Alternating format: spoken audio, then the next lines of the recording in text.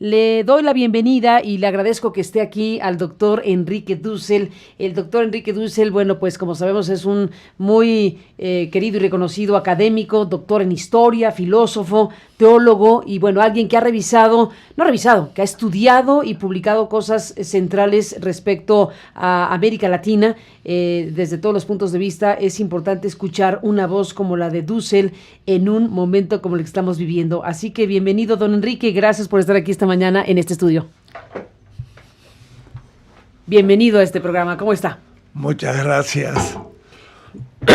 Pues estamos aquí en vivo, don Enrique, hablando del momento que se vive en América Latina, porque hay que hacer extensivo el ejercicio de reflexión a América Latina y al contexto candente que estamos viendo. Acabamos de ver imágenes apenas de Chile, desde luego lo que ocurrió y ocurre en Ecuador, por supuesto Bolivia, Argentina misma está en un momento político electoral muy importante, Brasil con la liberación de Lula. ¿Qué cóctel, don Enrique? ¿Cómo está con esto? ¿Cómo lo ve? Sí, parece que la historia a veces se acelera y en este momento realmente estamos en un Tobogán. instante realmente muy importante.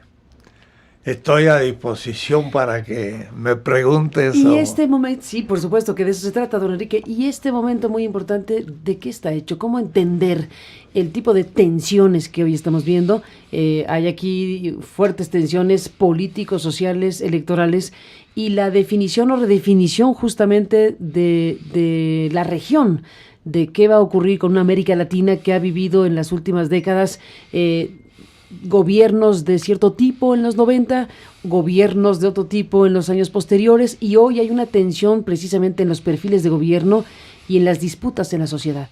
¿Cómo entender hoy América Latina? Sí, realmente se ha dado en América Latina desde el 99 del siglo pasado un avance de lo que podíamos llamar los movimientos progresistas. Algunos dicen aparentemente de izquierda, pero realmente cubrieron América del Sur prácticamente, en Brasil con Lula, en Argentina con el kirchnerismo y en todos los países. Pero de pronto hubo como un paso atrás y empezó entonces una reorganización de la derecha y estamos ante un momento sumamente grave donde se coinciden muchos fenómenos y en el caso de Bolivia de manera inesperada, porque un gobierno con tanto, diríamos así, éxito económico como en ninguno. Bolivia era el país más pobre de América Latina con Haití y ahora es el que ha aumentado anualmente su porcentaje de riqueza, el PIB, como ningún otro. Y entonces nadie podía esperar ahí una reacción de pronto como se ha estado dando.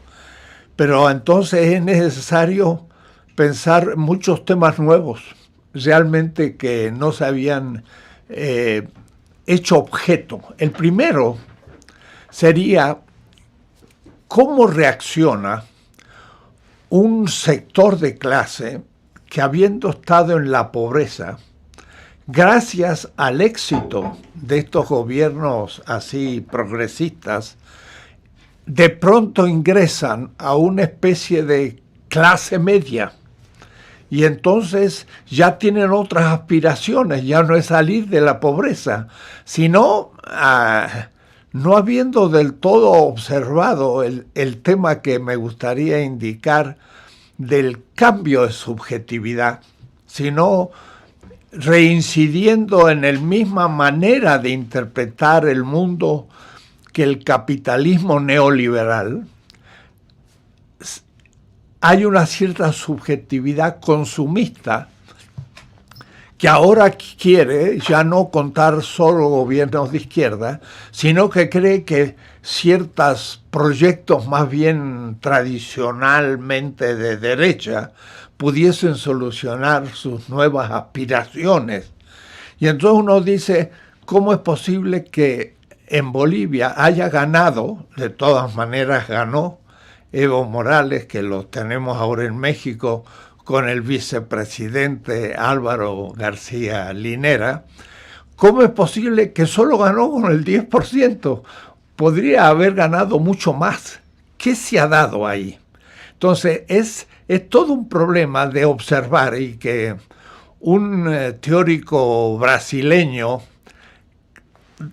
en un tema que me gustaría tratar hoy, que se llama Fray Beto, dice: lo que ha pasado es que estos movimientos tan interesantes, progresistas, han hecho un avance al nivel de instituciones objetivas, la economía, distintas relaciones con Estados Unidos y demás, pero han observado poco a la subjetividad, a lo que por ahí en alguna mujer en Chile decía en las manifestaciones: tenemos que cambiar el sentido común.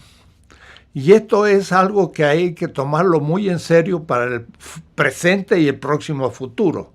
No es solo cuestión de cambiar estructuras que son necesarias para permitir un cierto crecimiento económico de nuestros pueblos, sino hay que también preocuparse de cómo se interpreta la realidad, ese pueblo cotidiano, en su subjetividad. Es lo que algunos en Cuba, el Che Guevara llamaba el hombre nuevo, o es decir, una nueva manera de ver la realidad. Lo que pasa es que se ha hecho un gran avance en cambios objetivos e institucionales, pero se ha avanzado mucho menos en la transformación de la subjetividad. Y entonces tenemos un sujeto que en el fondo aspira a ser un consumista neoliberal, yo diría, por simplificar la cuestión. Y ahí entra un factor que, llegando a este programa, lo pensaba. Ocurre algo muy interesante. En un golpe de Estado como el de Pinochet, los que dirigieron ideológicamente ese movimiento, era una consigna, algo así como también los militares argentinos, Videla, de los años pasados, que decían: tenemos que afirmar una civilización occidental y cristiana contra el comunismo o el socialismo. Ahora ya no es la civilización occidental y cristiana católica de derecha, sino que estamos viendo un fenómeno nuevo. Son las iglesias evangélicas que están apoyando el proceso brasileño, y ahora en Bolivia, con un hombre, yo diría, desaforado, Camacho, como Camacho, que dice algo que es teóricamente esencial. Dice: vamos a sacar de los lugares públicos a la Pachamama y vamos a imponer la Biblia. Pero cuidado, esa Biblia no es la del catolicismo de derecha tradicional. Es la Biblia de los grupos evangélicos que justamente, miren qué interesante, y un fenómeno que pasa desapercibido, toma la cultura popular y sobre todo de los pueblos originarios como algo así como un horrible paganismo en el que el cristianismo debe reemplazar a rajatablas. Y entonces esa Biblia ya no es una Biblia católica de derecha, es una Biblia evangélica que viene de las sectas norteamericanas, que cambia la subjetividad de un indígena que tiene su cultura, sus usos y demás, y lo quiere transformar en un hombre moderno que deje las borracheras y que ahora sea más ascético, que se proponga trabajar y entrar en la sociedad capitalista burguesa. Entonces, paradójicamente, pone una Biblia, pero si me permiten, y voy a simplificar, pone una Biblia del evangelismo norteamericano. Y eso entonces perfectamente orgánico en querer destruir la tradición indígena que se suma al racismo tradicional y al machismo, pero al mismo tiempo con un sentido común burgués y pro-norteamericano. Quiere decir que ahí se encuentra una nueva interpretación de la realidad. Y eso se está propagando porque aún llega a México, y en México mismo puede impactar. Es un cristianismo fundamentalista, fanático, pero que educa la subjetividad para entrar al mundo moderno, donde ahora hay que trabajar para lograr una cierta riqueza. Y la riqueza es considerada una gracia de Dios. Entonces, es un fenómeno ideológico novedoso que está aprendiendo en muchas partes. Es lo mismo que ha pasado con El Salvador y que en Centroamérica y que está llegando a México. Veo ahí algo extraño que sería motivo de reflexión. Lo cierto es que en Bolivia se da, por una parte, lo que hoy se llama la blanquitud, el blanco, racista, que desprecia al indígena, y hemos visto actos de ese tipo, a las cholas, que son las mujeres bolivianas con sus sombreros y sus faldas, han sido humilladas, han sido tiradas, algunas han sido rapadas, cosas inesperadas, pero eso que coincide con la doctrina de la OEA dirigida por Almagro. Todo eso da un panorama desconocido en América Latina que hay que afrontar con mucha seriedad. Con mucha seriedad, y por eso es tan importante escuchar una voz como la de don Enrique Dussel, porque efectivamente lo que estamos viendo en estos últimos días y horas, bueno, es esta combinación de golpismo, de una circunstancia golpista por un lado, y por otro lado, efectivamente, las ceremonias, los mensajes son de fundamentalismo religioso. Lo que vimos ayer, por ejemplo, de la senadora que se autoproclama presidenta interina, Añez, bueno, ella está en esta ceremonia con una cruz, con una Biblia, la escena con velas. Es una combinación simbólica tremenda, y con lo que usted está diciendo, bueno, pues todavía tiene mayor importancia no dejar eso como un dato cualquiera, es un dato esencial lo que estamos viendo. Mira, en la jornada, el lunes, salió los policías con, debo decir, rostro casi indígena, con una cruz. Los policías que se levantaban contra Evo Morales. ¿Qué tenía que ver una cruz con un policía? Tiene mucho que ver. Es un fundamentalismo de derecha evangélico, pero no es el tradicional, es nuevo. Ese es el tema. Y ese es el tema. Ellos están unificando. La cruz es paradójico, y he escrito un pequeño artículo que quizás salga, porque en la jornada levantan un crucificado, lo cual, si vamos a ver en serio, es alguien que en el Imperio Romano se levantó en favor de los pobres, y el Pilato, el soldado romano, lo crucifica, o es decir, lo pone en la silla eléctrica del Imperio Romano. Entonces, ¿cómo un policía puede levantar la silla eléctrica y un ejecutado por un imperio que se jugó por los pobres? Es una contradicción, pero esa contradicción fue también con Hernán Cortés. También venía con una cruz y con una espada, pero era la cristiandad,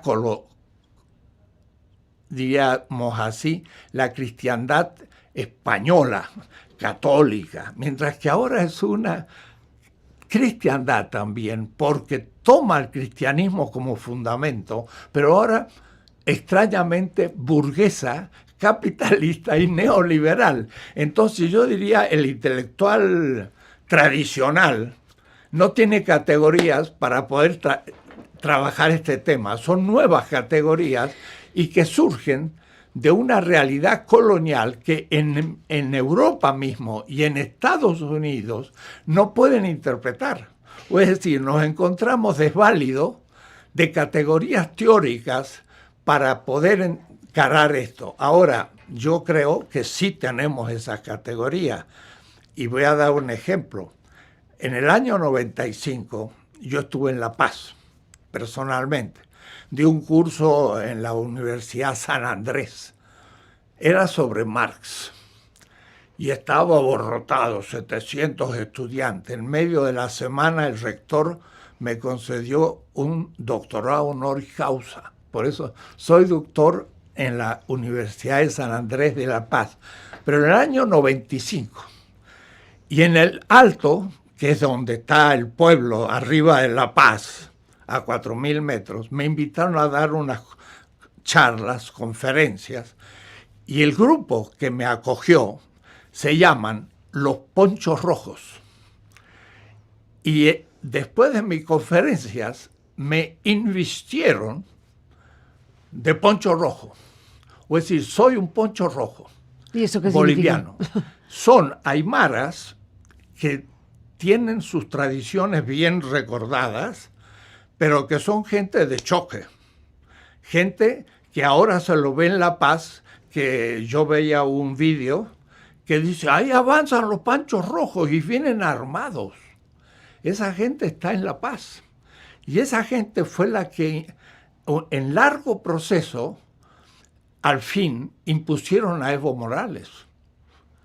O es decir que ahora vamos a ver la reacción de un pueblo que a partir de sus tradiciones va a volver a encarar lo que está pasando, que es las tradiciones aymaras que también ya han sido influenciadas por un proceso de 5 siglos del catolicismo, que enfrentará a grupos evangélicos, va a ser como una especie de grupo de lucha religiosa, pero que es esencialmente política.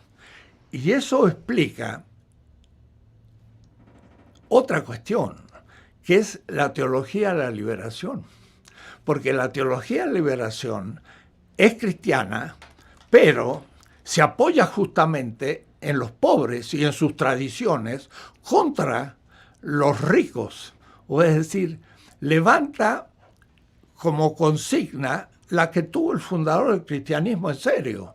Bienaventurados los pobres, malditos los ricos. Que eso es invertido por los grupos evangélicos. Entonces, estamos invertido. Invertido. Y eso supone toda una revisión histórica, teórica, que la izquierda no está habituada, porque como proponía el ateísmo como condición de ser un transformador, entonces se encaraba al indígena y como éste tenía su mundo religioso, no sabía cómo tratarlo. Entonces lo rechazó. Pero ahora hay que asumirlo y hay que enfrentarlo a un evangelismo pro-norteamericano, que es una nueva situación teórica, práctica e importante. ¿Y qué tan extendido está eso en Bolivia? ¿Qué tan extendido está ese cristianismo? Hoy, lo vamos a ver ahora. En América Latina, los grupos evangélicos se han propagado muchísimo porque los teóricos en este punto le llaman poner algo en cuenta propia, cuenta propista, es un término. Un pastor aprende de otro un cierto lenguaje, un cierto uso de ciertos textos bíblicos, arma un argumento que ya no es propiamente mesiánico, evangélico, sino que es ideológico contemporáneo, pero con textos bíblicos, y pone su comunidad a la cual se le cobra un diezmo, y entonces se enriquecen. Y entonces cualquier buen orador puede poner un grupos religiosos, vive de eso y son florecientes. Y entonces no necesitan mucha ni cultura teológica, ni formación, ni organización, sino que se va propaganda como voy a simplificarlo, como un negocio. Y estos pastores logran tener mucha presencia en nuestro pueblo, porque nuestro pueblo está angustiado, está pobre, está sufriente y no sabe el sentido de todo eso. Entonces ellos les dan un sentido. Deja todas esas costumbres, usos y costumbres nefastas. Hazte un hombre austero, trabajador, bien organizado, y saldrás de la pobreza porque Dios te va a bendecir con una riqueza aceptable. Y entonces la riqueza es considerada, como en el antiguo calvinismo, después ya no, pero en el antiguo calvinismo, como una bendición de Dios. Entonces el pobre que empieza a dejar de ser pobre, agradece a Dios que ahora, gracias a su trabajo, tiene una casita, cumple con su deber y deja sus tradiciones. Por eso que la Pachamama es el origen de la pobreza. Y esa Biblia reinterpretada desde un hombre moderno norteamericano, en el fondo, es el origen de la posibilidad de una nueva vida. Eso es hoy utilizado por la OEA y por una nueva política norteamericana que se está retirando del Medio Oriente, que era para América Latina una bendición. Estuvieron en Irak, en Irán, en Afganistán haciendo desastres, pero se alejaron de América Latina. Ahora, como aquello ya lo dejan de pensar y han sido derrotados, porque más bien los rusos se han hecho presentes en el Medio Oriente, vuelven a América Latina y la quieren recuperar. Estamos en esa situación, en una política de recuperación, y ahora era muy sutiles los métodos, pero ahora hemos vuelto al golpe de Estado. Hemos vuelto al 1964, cuando fue el golpe de Estado en Brasil, con el grupo de la Sorbona, de Coto, de los militares, y que tuvimos 20 años de dictaduras militares, donde ya no les interesaba decir que eran democracias, simplemente somos contra el horrible mundo ateo, socialista, comunista.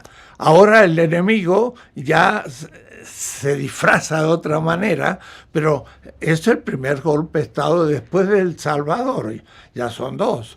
Ya no quieren ganar elecciones, saben que las pierden. Entonces estamos en un momento muy peligroso. Muy peligroso. Don Enrique Dussel, déjeme hacer una pausa. Don Enrique Dussel, estamos conversando con usted, escuchando con enorme interés lo que está planteando. Déjeme incorporar a esta conversación en vivo con este espacio, Enrique Dussel, algo de lo que está sucediendo, de las cosas que se están diciendo. El expresidente Carlos Mesa y ex candidato presidencial, quien compitió precisamente con Evo Morales por la presidencia de Bolivia, bueno, ha hecho declaraciones varias. Aquí tenemos algunos momentos en donde está reclamándole a México el asilo a Evo Morales. Carlos Mesa, bueno, pues es un político boliviano que está planteando cosas como estas. Si quiere, lo escuchamos juntos. Estoy terriblemente sorprendido de lo que está haciendo el gobierno de México, tanto el presidente López Obrador como el canciller Ebrard. Sorprendido porque México, vuelvo a insistir en ello, es uno de los países de América Latina con una mayor tradición y con un mayor conocimiento y con una mayor solidaridad con personas que son, digamos, acogidas como asilados políticos. El asilo político es una institución extraordinariamente importante. Pero el asilo político tiene unas características que deben ser respetadas. Es una vergüenza, y quiero utilizar la palabra, que el gobierno de México permita que el señor Morales se mueva como si no hubiera pasado nada, como si fuera un presidente en visita de Estado a México. ¿Cómo le van a dar un trato a un asilado político como si fuera un presidente en ejercicio? Yo no tengo duda de que el señor López Obrador respeta mucho al señor Morales, hasta ahí no tengo discusión, cada uno tiene su percepción personal. Pero el señor presidente de México tiene que entender que la institución del asilo político tiene unas características. Un asilado político no puede hacer declaraciones de carácter político ni moverse políticamente en ningún sentido, y menos ser tratado como si fuera un jefe de Estado en ejercicio. Más aún, cuando es evidente que el señor Morales está promoviendo el caos, la división y la violencia en Bolivia. Yo quiero insistir en la denuncia de esta situación. Es lo que denuncia o dice el señor Carlos Mesa, ex candidato presidencial, en su momento fue presidente. Y bueno, pues, ¿qué dice usted, don Enrique, sobre el asilo, sobre Evo Morales en México y no en Bolivia? No un asilo en la embajada de México en Bolivia, sino traerlo a México. ¿Qué dice de estos factores? Bueno, la pregunta merecería una reflexión. Lo que pasa que el candidato oponente a Evo Morales en Bolivia está suponiendo que efectivamente Evo Morales ha sido la causa de esta confrontación. Y él mismo está hablando como alguien que tenga la legitimidad de hacer una crítica. Pero todo eso es justamente inverso. O es decir, ni la presidenta actual, así autodenominada, ni él hablan legítimamente en contra de un presidente que ganó las elecciones y que la OEA no ha probado que haya habido un fraude, aunque a partir de un pequeño número de mesas con algunas irregularidades secundarias que no influyeron ni siquiera en esas mesas, cambiando el número de votantes. Quiere decir que la OEA y el actual régimen es fruto de un golpe de Estado que no tiene ninguna legitimidad porque no ha sido elegida.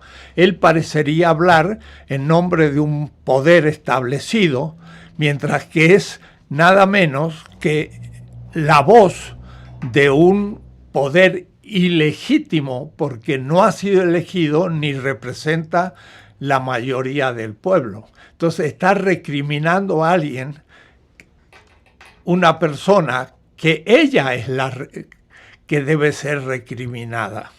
Y por lo tanto realmente lo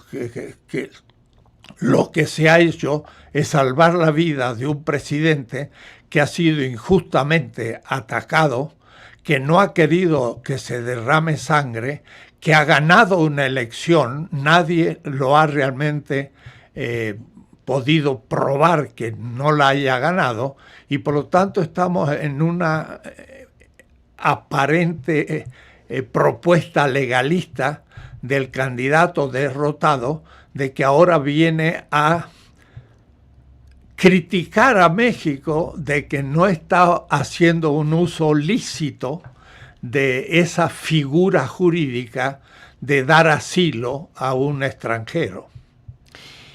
¿Habrá oído, leído las declaraciones de la autoproclamada, como usted le plantea, como se plantea, presidenta interina de Bolivia, cuando se refiere a México?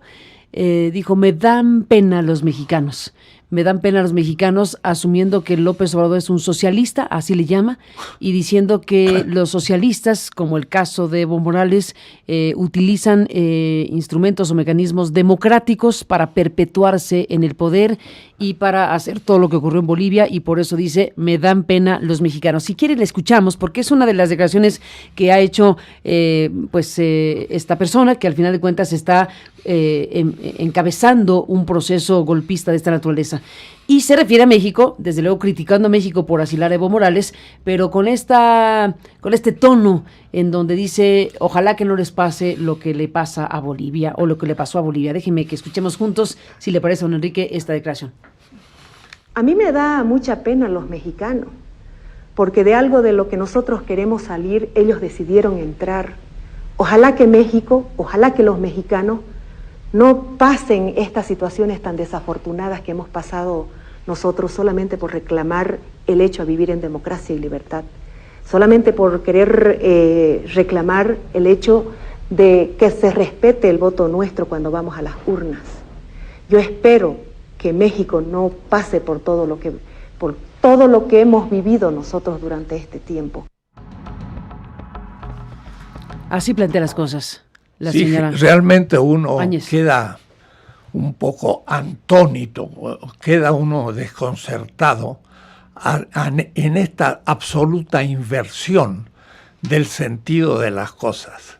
Una persona que sabe, y se ha mostrado públicamente, que ha sido investida de la presidencia después de haber hecho desaparecer a los verdaderos posibles sucesores, que sería el vicepresidente, el presidente de la Cámara, y haber barrido con la oposición violentamente por un golpe de Estado, y que sabe que el Congreso no estaba en quórum, por lo tanto no podía elegir la presidenta, es una presidenta absolutamente ilegítima, parece estar hablando con legitimidad ante un gobierno profundamente legítimo como el de México. O es decir, una inversión completa de los términos. Estamos en un caos, diríamos el filósofo, semántico.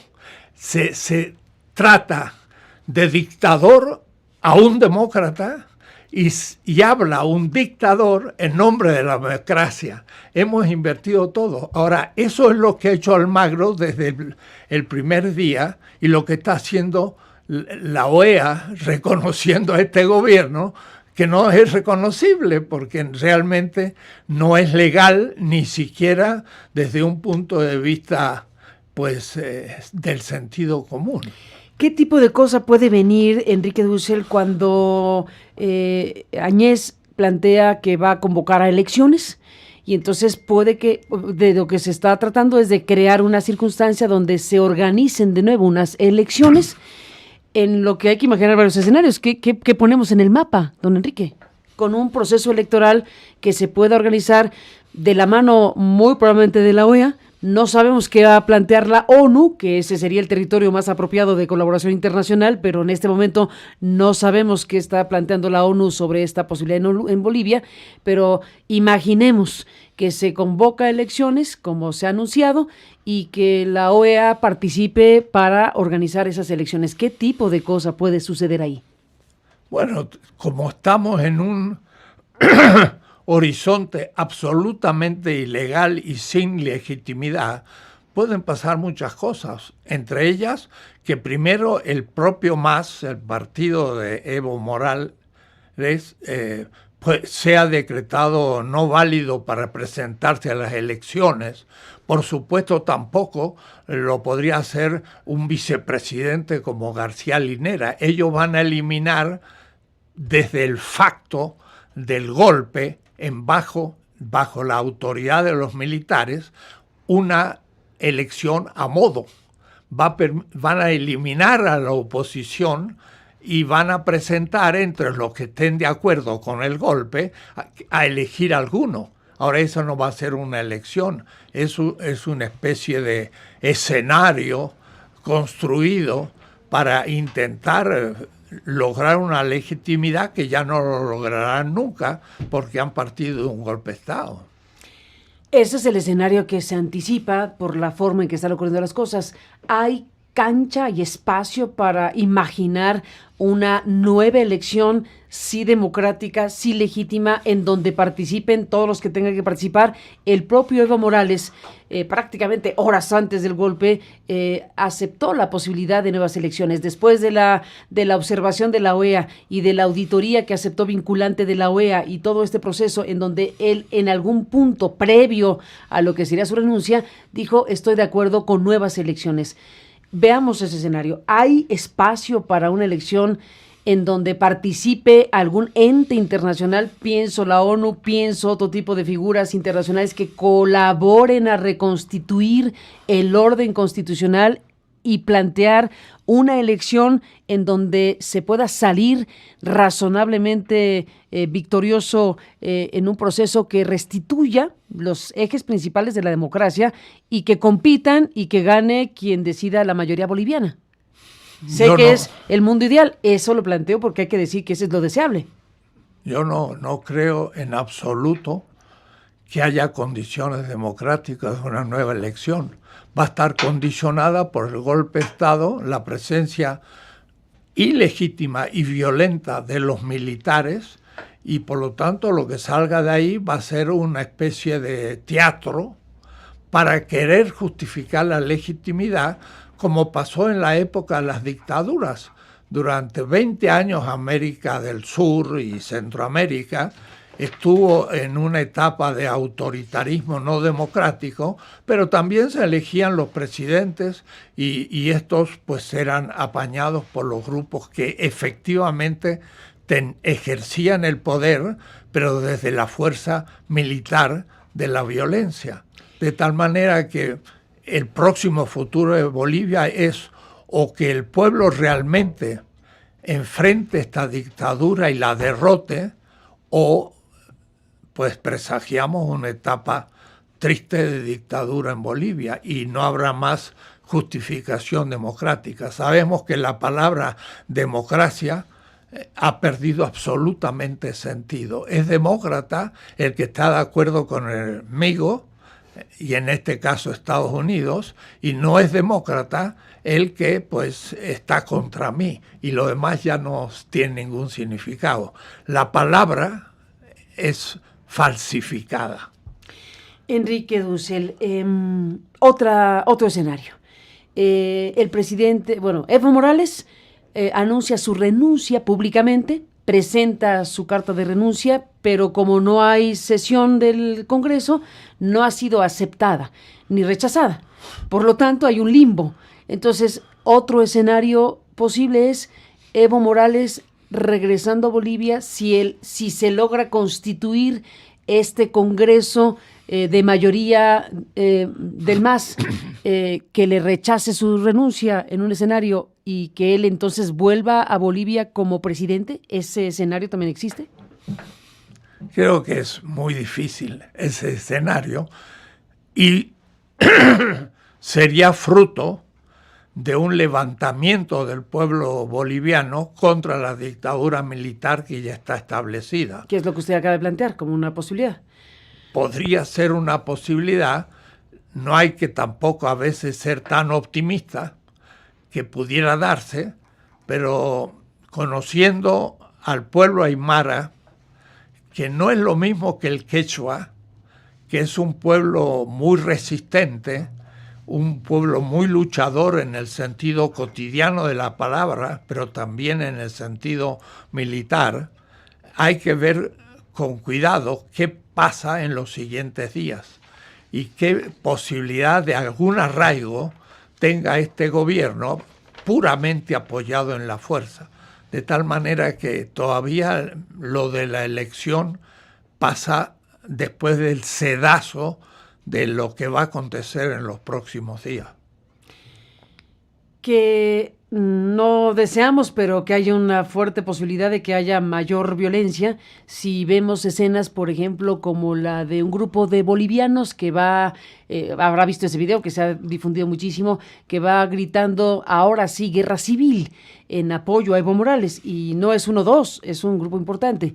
¿Qué tipo de situación se va a dar ahí? Porque al final de cuentas, si hay una organización popular para enfrentar al golpe, con el ejército del lado, obviamente, del golpe, pues de pronóstico reservado el asunto, pero nada feliz para un país, para América Latina. Sí, pero por otra parte, ese pueblo también va a tener derecho a no aceptar esta situación.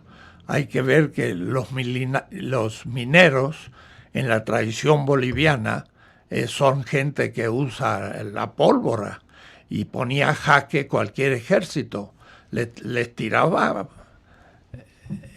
sus instrumentos de pólvora, ¿no? Y entonces yo diría hay que esperar unas horas, días, para ver si este golpe militar violento se estabiliza. Si estabilizan la dictadura, pues entonces habrá que pensar escenarios posibles. Puede que no se estabilice o se estabilice prematuramente, pero luego se vaya desinflando, diríamos, por la oposición del pueblo. Bolivia ha dado signos en toda su guerra, la guerra del agua, como comenzó, el avance y el bajar de justamente los ponchos rojos del Alto hacia La Paz y ocupar la ciudad. No va a ser fácil para los militares enfrentar a un pueblo masivo, y no solo que sería un enfrentamiento muy sangriento, sino que también tendría bajas. En fin, el futuro inmediato está muy incierto para poder pensar qué es lo que acontecería después. Déjeme presentar lo que está en este momento sucediendo. Si le parece, compartamos aquí la pantalla, que estamos con el equipo de la transmisión en internet en www.aristeguinoticias.com. Esta imagen, que es la que estaba yo comentando con usted, esta imagen ocurrió hace algunas horas. Ayer, en algún momento, es cuando se escucha ahora sí, la guerra civil. Déjeme que corra la imagen y bueno, no es uno ni dos, son bastantes bolivianos que están corriendo por la calle con esta expresión que, bueno, es lo que nos ilustra buena parte de lo que estamos aquí comenzando con usted. Dejamos correr el audio y el video.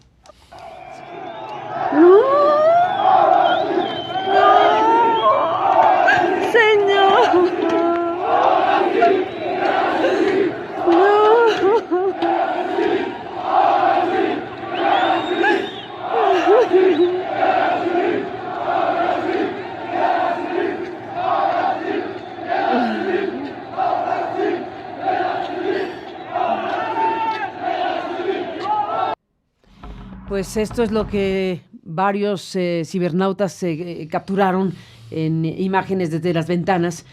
Pues estremece la imagen por lo que significa. Don Enrique Dussel. Sí, he visto este vídeo, pero creo que ya fue el lunes o algo así. Es en la reacción inmediata, digamos. Hay que ver...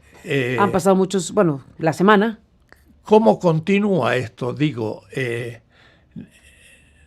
uno no puede anticipar la historia, y en ese sentido no hay que arriesgar juicios, pero yo simplemente digo que esto no se va a solucionar pronto, va a tener sus efectos y serán los próximos días, los próximos meses y los próximos años los que van a mostrar qué ha acontecido. Es lo propio de un acontecimiento inesperado. Pero también Evo Morales, desde México, y claro, con gran fastidio por parte del golpista de que esté vivo Evo Morales y que quizás, espero, se le dé cierta libertad de acción, lo cual va a significar la existencia de un líder que va a seguir presente entre la gente y ausente, lo cual es un gran potencial. Gran tema, porque bueno, lo comentábamos antes de que entráramos al aire con usted, don Enrique, la opción de Evo Morales asilado en México, en territorio mexicano, frente a la opción de Evo Morales asilado por México en territorio boliviano, pero en territorio mexicano en la Embajada de México en Bolivia. Serían dos ecuaciones diferentes, o son dos ecuaciones diferentes. Sí, pero lo que pasa es que como los grupos de Camacho, este hombre, obran absolutamente fuera de la ley, ellos podrían muy bien, no les interesa destruir la embajada de México y matar a todos los que están dentro. O es decir, ellos no se están guiando en este momento por ninguna legalidad, ni nacional ni internacional, porque todo lo que han hecho es ilegal. Así que sería un peligro ponerlo en la embajada, porque después el gobierno que saliera opositor a Evo Morales diría: no, nosotros no tenemos nada que ver con esos vandálicos que destruyeron todo, no son parte de nuestra gente. Y efectivamente son grupos evangélicos fanáticos que no son parte ni de grupos paramilitares ni del ejército, que están obrando de manera autónoma. Era sumamente peligroso tenerlo en la embajada, pienso. Está la imagen, déjeme retomar el hilo de lo que hace un momento usted nos explicaba porque es muy importante. La imagen de Jeanine Áñez en esta autoproclamación y este volumen de los 4 evangelios. Ese es el libro que ella muestra, digámoslo así. ¿Qué significado tiene los 4 evangelios? Bueno, eso me llevaría a un tema... 3 años platicando con usted porque es un gran teólogo, pero digamos, ayúdenos con una cosa que hablando de un programa de radio y en internet pueda entenderse. Unos minutos. Sí. Después de la pausa, si me lo permite, dejamos al público con este tema que es muy importante y volvemos con usted. Ahí nos vamos con la imagen. Este es el volumen, el libro que está mostrando ella justo cuando pues está autoproclamando presidenta de Bolivia. Volvemos.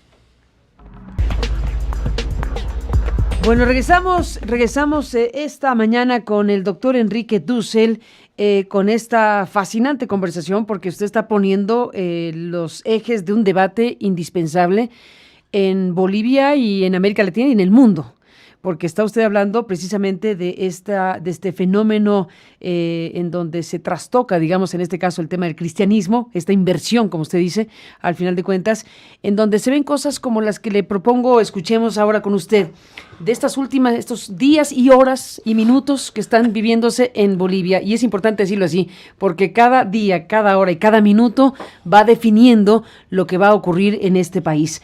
Y en buena medida, lo que va a ocurrir en Bolivia también va a impactar de muchas maneras al resto de la región. Este personaje que ha irrumpido socialmente con un liderazgo basado en un fundamentalismo religioso, este personaje, Fernando Camacho, bueno, ha planteado cosas como esta. Escuchemos el mensaje, escuchemos el discurso y escuchemos a don Enrique Dussel en esta reflexión y análisis.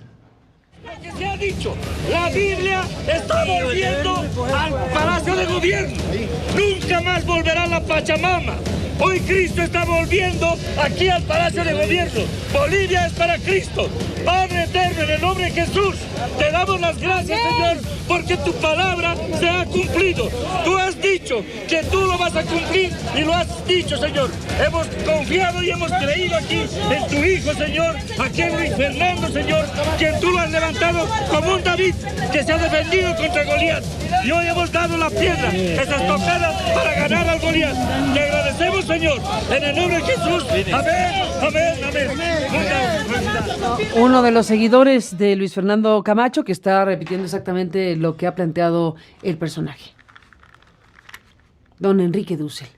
Pues ese es el tipo de cosas que se están planteando a la masa, ¿no? A la gente en Bolivia, que nos lleva al tema de qué tan extendido está en Bolivia precisamente este mensaje evangelizador y cómo impacta en una sociedad mayoritariamente indígena esto en un momento como el que estamos viviendo.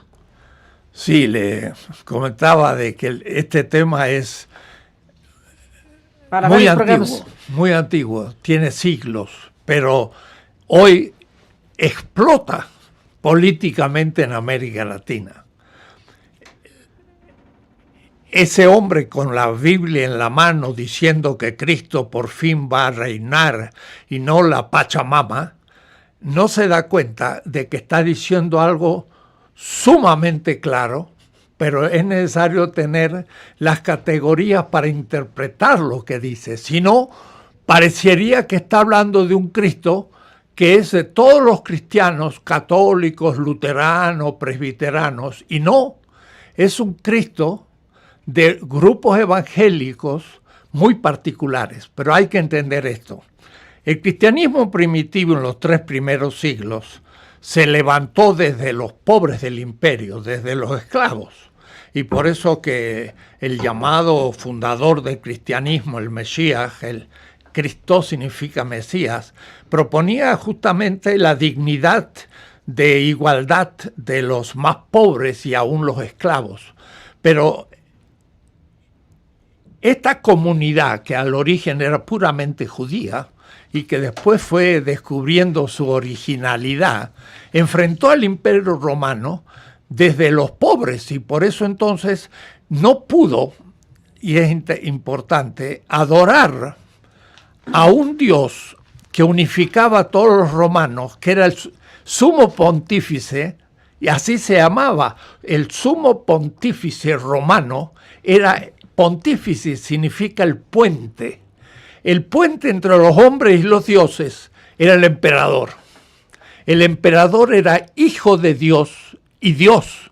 Entonces los romanos permitían que cada pueblo tuviese su dios, lo tomaban y lo llevaban al panteón y ahí estaban todos los dioses de las colonias romanas y cada pueblo podía adorar a su dios, pero al emperador era uno solo para todos y nadie podía negarlo porque era el poder político.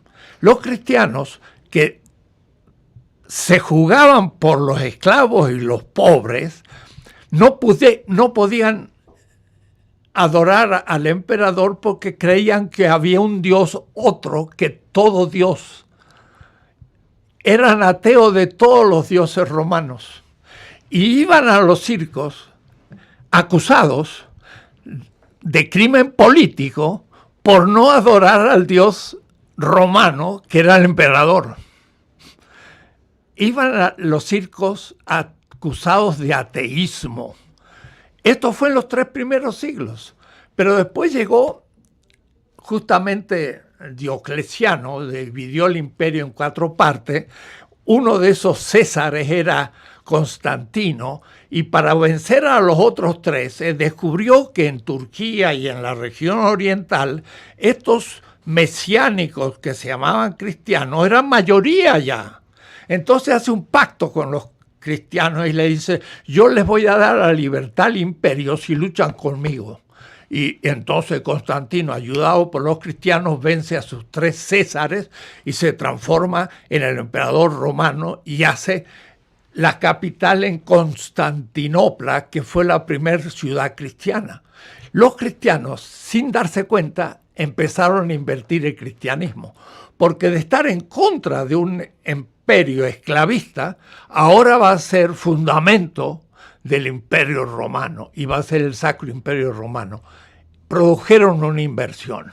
Y entonces ya los 4 evangelios que tiene el señor Camacho... Era la señora Áñez, la imagen que mostrábamos con la que nos fuimos al corte, sí, claro. Es ella, que se autoproclama presidenta de Bolivia y está en la mano tiene los 4 evangelios, este grueso tomo empastado en piel que dice los 4 evangelios. Exacto. Esa Biblia ahora es fundamento del Imperio Romano. Y es en nombre del Cristo crucificado que se domina a los nuevos esclavos en el imperio. O es decir, que el que murió por los esclavos ahora justifica la esclavitud de los esclavos. Y entonces se hace en la Santa Sofía, gran iglesia de Constantinopla, un Cristo que está en forma de cruz, pero no tiene clavos y está vivo mirando, es el Pantocrátor. Es un Dios que protege al imperio, pero que no está muerto en la cruz, que era la silla eléctrica del imperio, porque el que se proclamaba Mesías contra el imperio era crucificado como castigo. En la cruz es un castigo. Ahora, eso llega a América Latina con los conquistadores, la cristiandad. Y entonces, entre los que se llaman cristianos, hay unos que realmente siguen fiel a los pobres luchando por ellos, como Monseñor Romero, que paró a los militares y los militares lo mataron, porque fue un militar el que mató a San Alfonso Romero. Arnulfo Romero. Eso. Óscar Arnulfo Romero. Óscar Arnulfo Romero, sí. Sí. Él era justamente la demostración de un cristianismo comprometido con los pobres. Pero ahora, estos fundamentalismos católicos de derecha y evangélicos tienen a un Cristo triunfal y que es como el rey de una civilización, la cristiandad. Y entonces por eso que ellos dicen, la Pachamama es como lo pagano, es como el origen de nuestra pobreza, es nuestras tradiciones. Eso es herético, eso es hechicero, eso hay que destruirlo y hay que imponer a la Biblia, pero una Biblia de un cristianismo invertido. ¿Y la Pachamama es la deidad inca? ¿Es la figura principal de los indígenas? La Pachamama es la que para esta gente como Camacho o la presidenta significa las tradiciones de 5 siglos del pueblo latinoamericano. Es como la Virgen de Guadalupe.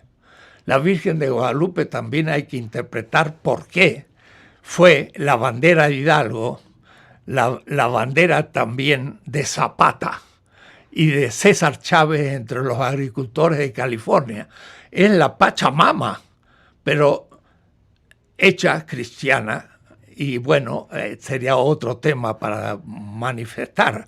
Pero si alguien se atreve a decir, saquemos la Virgen de Guadalupe y pongamos la Biblia, sería un evangélico. También para los evangélicos, la Virgen de Guadalupe es un elemento de hechicería que hay que destruir. Es un cristianismo occidentalizado que se propaga en el pueblo contra el pueblo. ¿Qué tema, don Enrique Dussel, que nos obliga a preguntar también, me obliga a preguntarle, en México? Bueno, aquí tenemos un asunto que también hay que hablarlo en voz alta, porque los evangélicos han avanzado ampliamente en el continente, como usted lo ha dicho, en esta circunstancia. Brasil, por ejemplo, Bolsonaro, en buena medida es un fenómeno político, producto también de este fenómeno. ¿Qué me dice de México? Estamos hablando también de un presidente como Andrés Manuel, que tiene cercanía con grupos evangélicos, que incluso la cartilla moral de Reyes está distribuyéndose por parte de grupos evangélicos. Ahí hay un filón que se tiene que discutir en México muy importante. Sí, porque efectivamente necesitamos una cartilla moral. Necesitamos.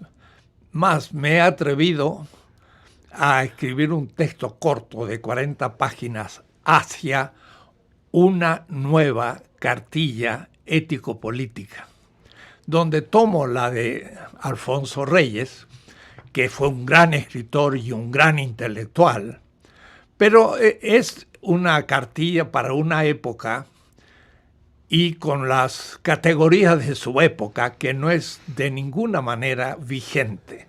Entonces, yo la tomo con simpatía y la transformo.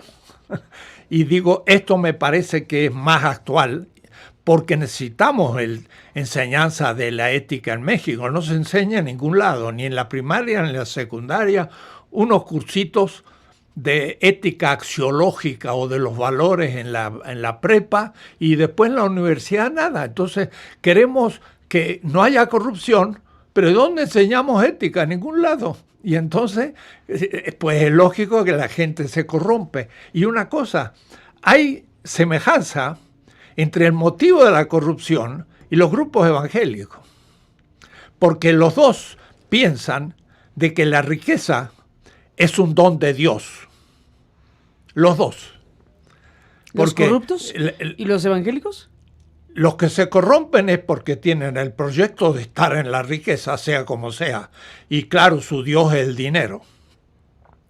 Pero los evangélicos luchan contra la pobreza y atribuyen la pobreza a esos ritos de los pueblos originarios, que a veces se transforman hasta en borracheras y situaciones de indisciplina que les impide salir para los evangélicos de la pobreza.